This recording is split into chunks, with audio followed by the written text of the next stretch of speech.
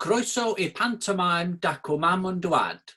Fi yw Mrs Croeso, diolch, y seren o fyd y pantomime. Ond, galwch fi'n Croeso.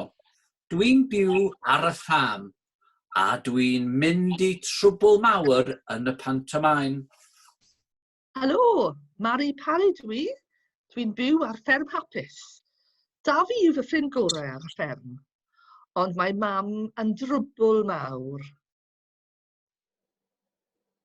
Da fi bach ydw i, a ffrind gorau fi ydy Mari Parry.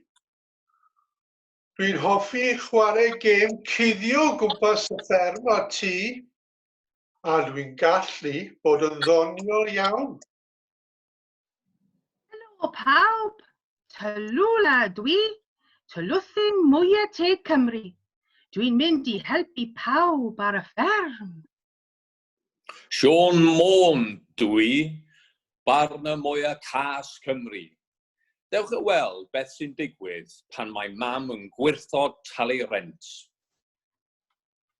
Gweithog yn y llys dwi. Dwi'n helpu y banw. Mae gyda fi obsesiwn gyda Elvis. Ahaham.